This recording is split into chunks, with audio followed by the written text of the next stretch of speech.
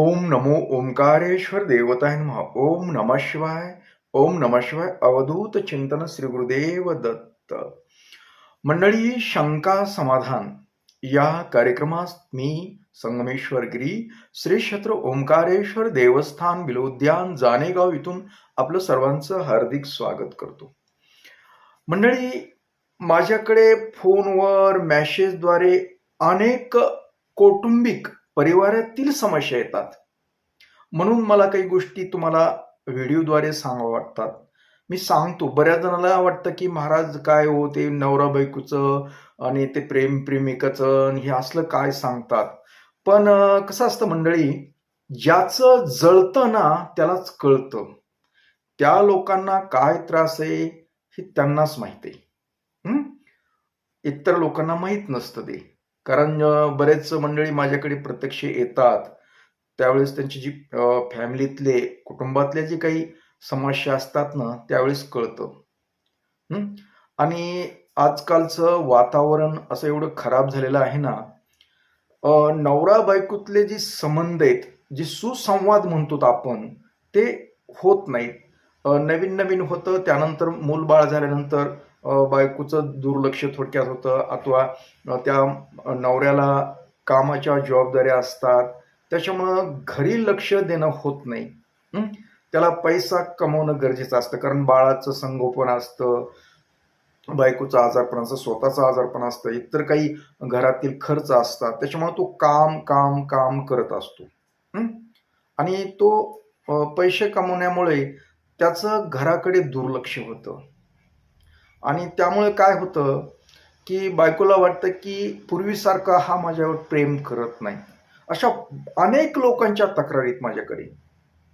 पण तेही समजून घेत नाहीत की बाबा, आपल्या कुटुंबासाठी, आपल्या परिवारासाठी हा पुरुष पळतोय.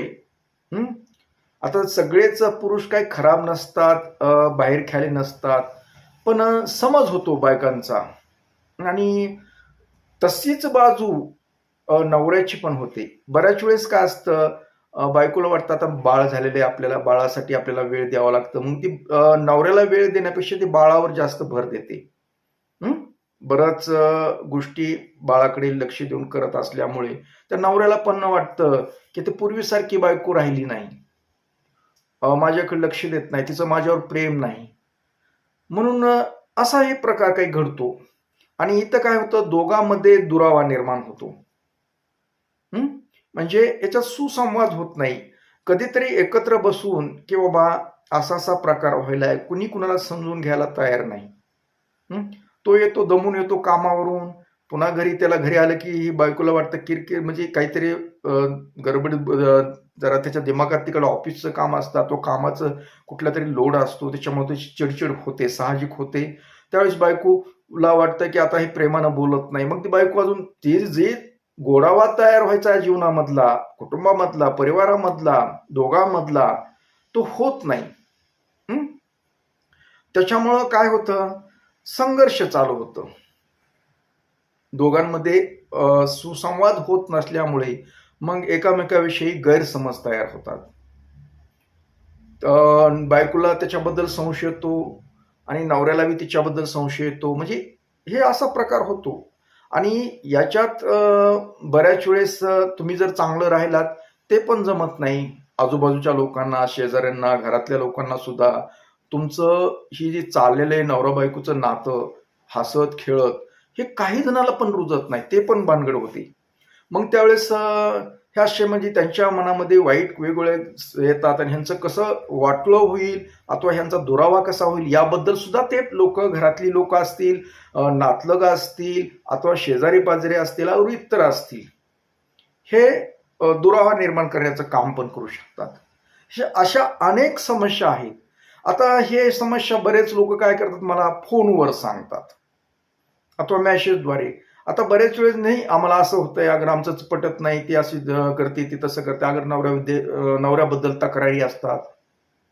पण सगळ्याच गोष्टी फोनवर मला सांगता येत नसतात, लक्षात घ्या.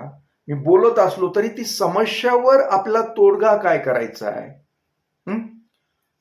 आणि एकच बाजू आता काय करते, कधीतरी नवरी म्हणजे बायको आम्हाला फोन करते, म्हणजे मला फोन करते, सांगते घरातल्या किस्से काय असं आहे तसं. आणि काही वेळेस जास्त प्रमाण बायका सांगतात आणि कमी प्रमाणात पुरुष सांगतात. हं. पण ह्या दोघांमधलं असं एकानंच बाजू सांगून नाही चालत. एकतर तुम्ही दोघं तुमची समस्या असेल ना, तुम्ही दोघं प्रत्यक्ष समजा फोनवर दोघंही येऊन दोघांचीही मला मतं जाणून घ्यावं लागतात. आणि बऱ्याच वेळेस हे शक्य होत नाही तुमचं. तर मी तुम्हाला एक सल्ला देतो.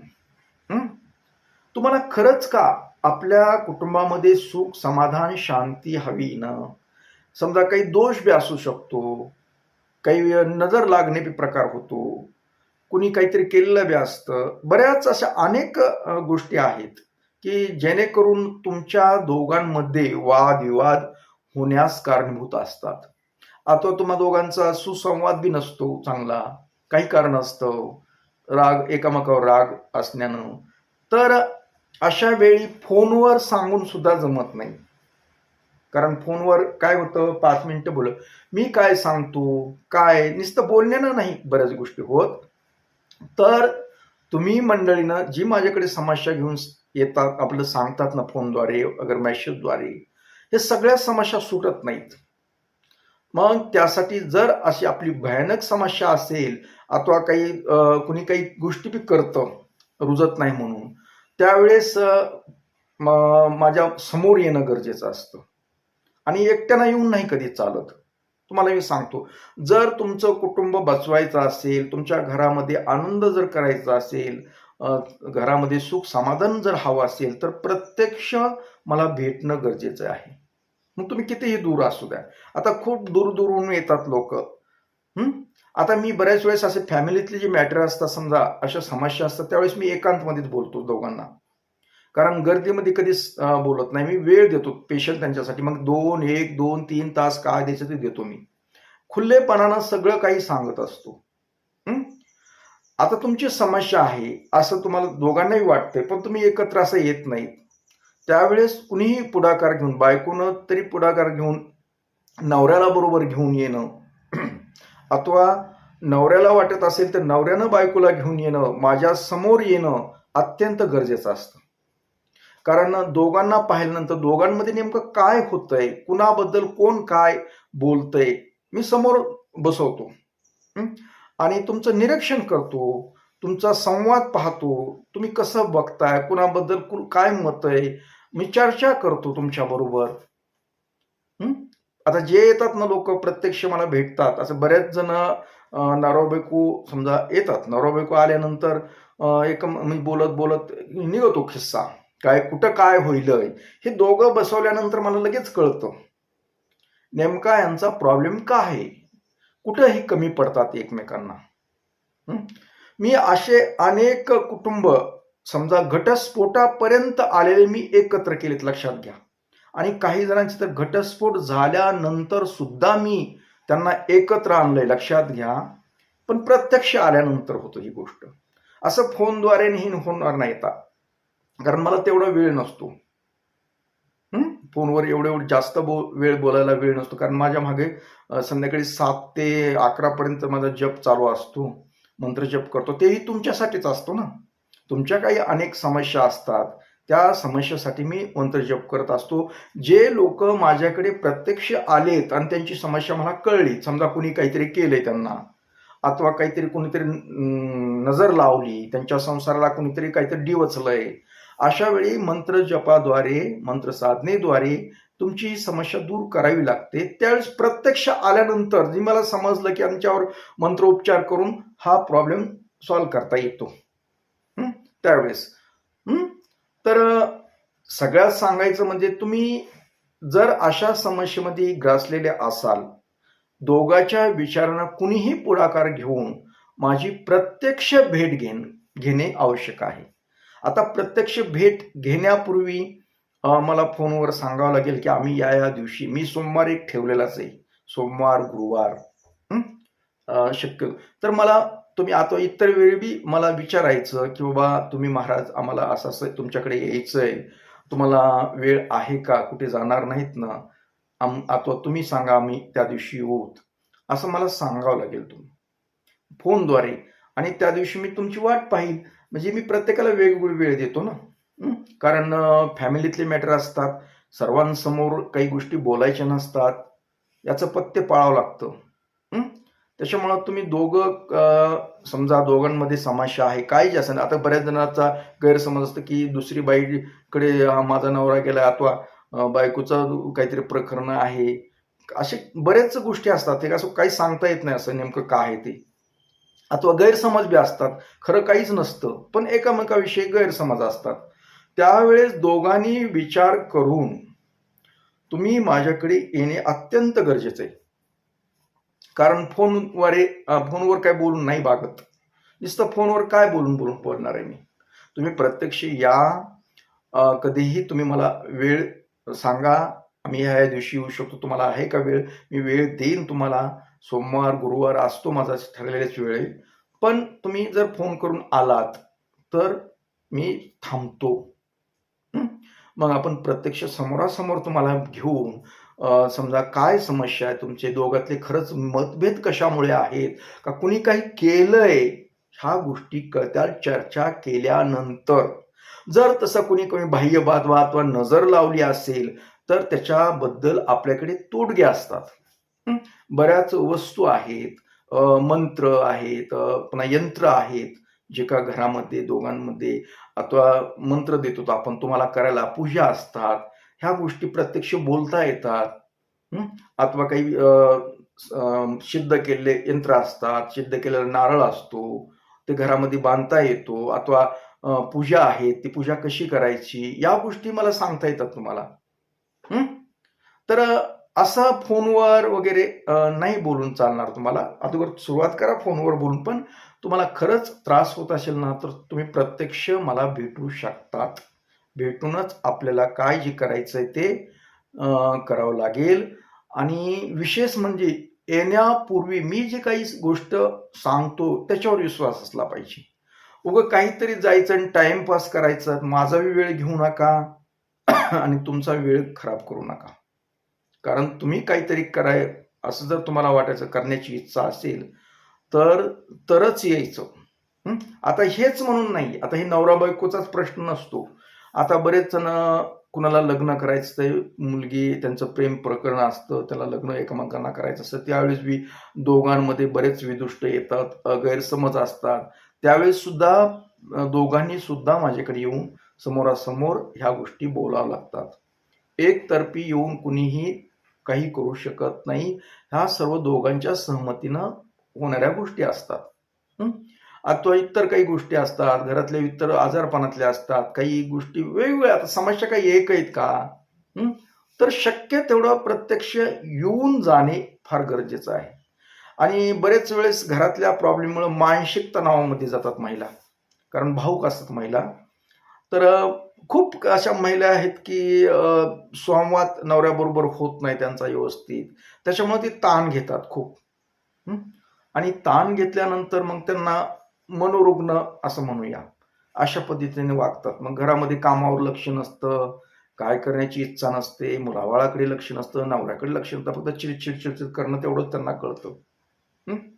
तर असं न करता आपल्याकडे प्रत्यक्ष येणे, जर तुम्हाला तसा त्रास हो सांगणे, मी त्याच्यावर काय उपाययोजना करायची ही मी प्रत्यक्ष सांगतोय तुम्हाला. आता प्रत्येक गोष्ट व्हिडिओवर सांगून नाही चालत हो. व्हिडिओवर काय होतं, लगेच ढकलतात. कारण खूप अतिज्ञान झालंय. युट्यूबवर खूप ज्ञान कामापेक्षा जास्त झालं. त्याच्यामुळं कुणाचं काय करावं, कुणाचं खरं, कुणाचं खोटं, हे तुमचं मन विचलित होतं. आणि प्रत्येक जण नुसतं व्हिडिओ चालण्यासाठी ह्या गोष्टी करत असतात. बरेचसे लोक आहेत, ते काही समजा मी जे करतो गोष्टी ते नाहीत करत, ते नुसतं व्हिडिओ चालण्यासाठी मग वेगवेगळ्या गोष्टी सांगतात माहिती. पण मी तसं नाही करत. माझा व्हिडिओचा हा देणे फक्त तुमच्याशी संवाद साधण्यासाठी मी व्हिडिओ टाकतो. पण प्रत्यक्ष माझं ही जी विधी आहेत, काय जे आहे तुम्हाला समस्या सोडण्याचे, समोरासमोरच असतात माझ्या. सगळं व्हिडिओवर होत नसतं. तर अशा अनेक गोष्टीसाठी एकच तुम्हाला मी सांगू इच्छितो की तुम्ही प्रत्यक्ष येऊन भेटणे. तुम्हाला तर वार सांगितलं मी, सोमवारी आणि गुरुवारी असतो. जास्त करून सोमवार हा तर फिक्सच असतो. तरीही फोन करूनच यावं लागतं. म्हणजे मी इकडे-तिकडे जरी गेलो बाजूला तरी मला जागेवर येता येतं. एखाद्या वेळेस काही दवाखाना कुठलं काय अगर कितीतर काही गोष्टीसाठी जरच नसेल तरच प्रॉब्लेम येतो. शक्यतो मी सोमवारी असतोच. पण फोन करून येणे. फोन नंबर तर मी तुम्हाला स्क्रीनवर दिलेला आहे. तो WhatsAppवर आजवर मेसेज करा, त्याच्यावर बोला, फोन करून विचारा. आणि बरेच जण मला काय मी कुठल्या कामात अदर प्रत्यक्ष माणसासमोर बोलत असताना फोन येतात. त्यावेळेस मला बोलता येत नाही. बऱ्याच जणांचा गैरसमज होतो की फोन आमचे उचलत नाहीत, काय नाही. हे फोन उचलण्याचं म्हणजे बरेच मला कारण आहेत त्याला सांगायला. कारण संध्याकाळी तुम्ही फोन करतात. बऱ्याच वेळेस मी सांगितलं की बाबा संध्याकाळची वेळ जी असते माझी सायंकाळची 7 ते 11 याच्यामध्ये शक्यतो मी ह्याच्यामध्ये असतो, मंत्रजपामध्ये असतो. काही इमर्जन्सी फोन असेल तर घेतो, घेत नाही अशातला नाही, घेतो. पण असेल तर काही महत्त्वाचं असेल तर घ्यावं लागतं. पण शक्यतो समस्या काही विचारण्यासाठी ही तुम्ही त्यावेळेस शक्यतो करत जाऊ नका. मेसेज करत जा वाटल्यास WhatsAppला. मी ज्यावेळेस मला निवांत झालो, माझा मंत्र वगैरे सगळे गोष्टी पूजा अर्चा झाल्यानंतर मी पाहतो मी. पाहत नाही असं नाही, पाहतो मी. तर मला वाटतं की तुम्हाला ह्या गोष्टी समजल्यात. तर समजल्या असं समजून मी आपला निरोप घेतो आणि इथेच हा कार्यक्रम संपवतो. परत भेटणारच आहे अशाच एखाद्या कार्यक्रमासह. तोपर्यंत मंडळी, ओम नमः शिवाय. जय हिंद, जय भारत. सुखी राहा.